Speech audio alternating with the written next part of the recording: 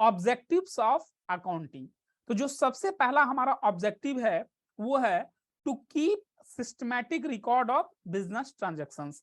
तो जैसा कि मैंने आपको डेफिनेशन में भी बताया हुआ है, जो मेन ऑब्जेक्टिव होता है अकाउंटिंग का वो होता है बिजनेस ट्रांजैक्शंस को कंप्लीट रिकॉर्ड रखना एक स्पेसिफाइड रूल के तहत। जैसा कि एट्रीब्यूट्स के पहले पॉइंट में मैंने आपको बताया था कि अकाउंटिंग के अपने स्टैंडर्ड होते हैं, अकाउंटिंग का अपना एक स्पेसिफाइड रूल्स होता है। तो अकाउंटिंग रूल के हिसाब से बिजनेस ट्रांजैक्शंस को क्या करना, कंप्लीट रिकॉर्ड कर करके रखना, ये मेन ऑब्जेक्टिव होता है अकाउंटिंग का। ठीक है, कंप्लीट रिकॉर्ड रखने से जो बिजनेस ट्रांजैक्शंस के जो कंप्लीट रिकॉर्ड होते हैं वो क्या करते हैं, हेल्प करते हैं किसी तरह का इन फ्यूचर फ्रॉड ना हो, किसी तरह का कोई ओमिशन ना हो जाए। तो इस पर्पज से क्या होता है, ये कंप्लीट रिकॉर्ड रखा जाता है। तो जितने भी बिजनेस ट्रांजैक्शंस हैं सबसे पहले क्या होता है, ये जर्नल या सब्सिडी बुक में रिकॉर्ड किए जाते हैं और उसके बाद उनकी जो पोस्टिंग है वो लेजर में क्या होती है, उनकी पोस्टिंग होती है। तो नेक्स्ट जो हमारा ऑब्जेक्टिव है वो है टू कैलकुलेट प्रॉफिट और लॉस। जो सेकेंड मेन ऑब्जेक्टिव है अकाउंटिंग का वो ये कि नेट प्रॉफिट कैलकुलेट करना या कोई लॉस अगर हुआ है तो उस लॉस को क्या है, कैलकुलेट करना। ड्यूरिंग द ईयर जितने भी बिजनेस ट्रांजैक्शंस हुए हैं उसके बेसिस पर ये कैलकुलेट किया जाता है कि क्या प्रॉफिट हुए हैं और क्या लॉस हुए हैं। तो इस पर्पस के लिए क्या होता है, ट्रेडिंग अकाउंट बनाया जाता है, प्रॉफिट एंड लॉस अकाउंट बनाया जाता है। ठीक है ना, एक अकाउंटिंग पीरियड में। और ये जो अकाउंटिंग पीरियड में बार बार टर्म यूज कर रहा हूं, मैं आपको बता दूं, अकाउंटिंग पीरियड क्या होता है, जनरली 1 जनवरी से लेकर करके 31 दिसंबर का एक ऐसा भी अकाउंटिंग पीरियड होता है, या 1 अप्रैल से लेकर करके 31 मार्च का जो पीरियड होता है उसे भी हम लोग क्या होता है, अकाउंटिंग ये पीरियड बोलते हैं हम लोग। ठीक, तो एक अकाउंटिंग पीरियड में जितने भी ट्रांजेक्शन हुए हैं उसके बेसिस पर क्या होता है, trading account, profit and loss account और बैलेंस शीट को क्या किया जाता है, तैयार किया जाता है। अब जितने भी आइटम्स हैं related to purchase, related to sales, related to expenses, related to revenues, उन सारे को क्या होता है ट्रेडिंग अकाउंट में, प्रॉफिट एंड लॉस अकाउंट में क्या होता है, रिकॉर्ड किया जाता है। ठीक है, अगर रेवेन्यू ज्यादा होता है एक्सपेंडिचर से तो ऐसे केस में क्या होता है, प्रॉफिट होता है। और अगर एक्सपेंडिचर ज्यादा हो जाता है रेवेन्यू से तो ऐसे केस में क्या होता है, लॉस हो जाता है।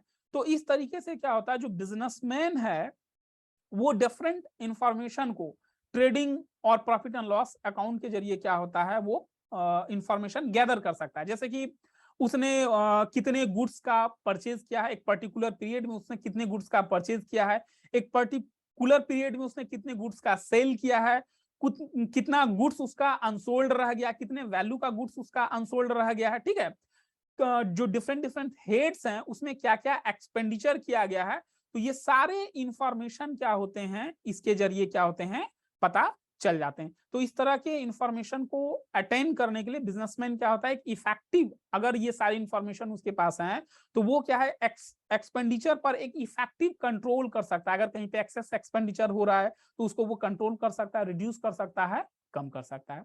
जो नेक्स्ट ऑब्जेक्टिव है हमारा वो है to know the exact reason leading to net profit और नेट लॉस। अगर नेट प्रॉफिट हो रहा है तो उसके एग्जैक्ट रीजन क्या है, अगर नेट लॉस हो रहा है तो उसके एग्जैक्ट रीजन क्या करना है, यानी ये फाइंड आउट किया जाता है जिससे कि उसको क्या हो सके, वो कंट्रोल कर सके। तो नेक्स्ट जो हमारा ऑब्जेक्टिव है वो है to ascertain the financial position of the businessman.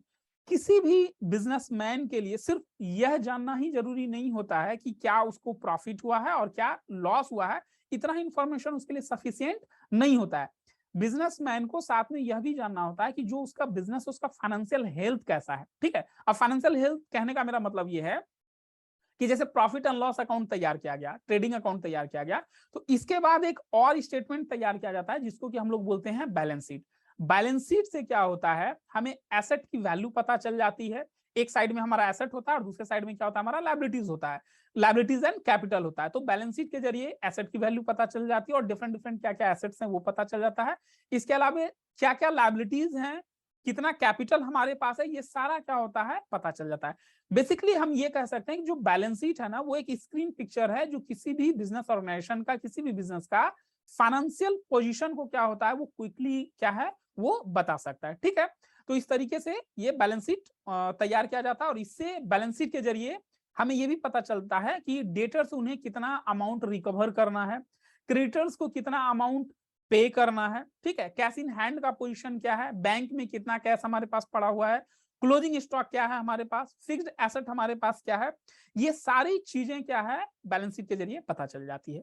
Next जो ऑब्जेक्टिव है हमारा वो है to ascertain the progress of the business from year to year. कहने का मतलब ये है कि जब कोई बिजनेसमैन बिजनेस स्टार्ट करता है तो जाहिर सी बात है उसके मन में ये होता है कि हमारा बिजनेस लगातार क्या होगा, ईयर टू ईयर ग्रोथ करता चला जाएगा। तो पिछले साल के कंपेयर में इस साल क्या प्रोग्रेस है, डाउनफॉल जा रहा है या ग्रोथ कर रहा है, तो ईयर टू ईयर क्या होता है वो एक कंपेयर किया जाता है, जिससे कि हमें ये पता चल पाता है कि हमारा बिजनेस किस पोजीशन पर है। नेक्स्ट जो हमारा ऑब्जेक्टिव है वो है to prevent and detect errors and frauds. एक पॉइंट में मैंने इसको भी डिस्कस किया हुआ है कि अकाउंटिंग जो इंफॉर्मेशन है उसके बेसिस पर, यानी अगर वो सिस्टमैटिक वे में रिकॉर्ड किया हुआ है, उससे फायदा क्या होता है, फ्रॉड्स को हम लोग रोक सकते हैं। अगर कोई एरर्स हो गया है, कोई गलती हो गई, कोई मिस्टेक्स हो गया है, तो उसे हम डिटेक्ट कर सकते हैं, डिटेक्ट करके हम फिर क्या कर सकते हैं, उसको रेक्टिफाई कर सकते हैं। नेक्स्ट जो हमारा ऑब्जेक्टिव है, नेक्स्ट और लास्ट जो हमारा ऑब्जेक्टिव है वो है to provide information to various party. ये एट्रीब्यूट्स में भी मैंने आपको ये पॉइंट्स को डिस्कस किया था कि जो फीचर्स हैं, इसके फीचर्स में मैंने आपको ये डिस्कस किया था, ये जो इंफॉर्मेशन है ये क्या करता है, कम्युनिकेट करता है। अकाउंटिंग इंफॉर्मेशन को क्या होता है, ये कम्युनिकेट करता है जो भी इंटरेस्टेड पार्टीज हैं, जैसे ऑनर्स हो गए, इन्वेस्टर्स हो गए, क्रेडिटर्स हो गए, बैंकर्स हो गए, इंप्लॉइज हो गए, या गवर्नमेंट ऑथोरिटीज हैं, इन सबको क्या करता है, ये इंफॉर्मेशन को क्या करता है, ये प्रोवाइड करता है, जिससे कि एक इंपॉर्टेंट डिसीजन लिया जा सके, साउंड डिसीजन लिया जा सके बिजनेस एंटिटी के द्वारा। तो अगर ये वीडियो आपको अच्छा लगता है, टर्म आपको इजी वे में समझ में आ जा रहा है, तो इस वीडियो को आप लाइक करें, शेयर करें और इस चैनल को आप सब्सक्राइब कर लें, जिससे कि आने वाला जैसे ही मैं वीडियो अपलोड करूंगा तो आपको क्या हो जाएगा, नोटिफिकेशन मिल जाएगा। Thank you very much.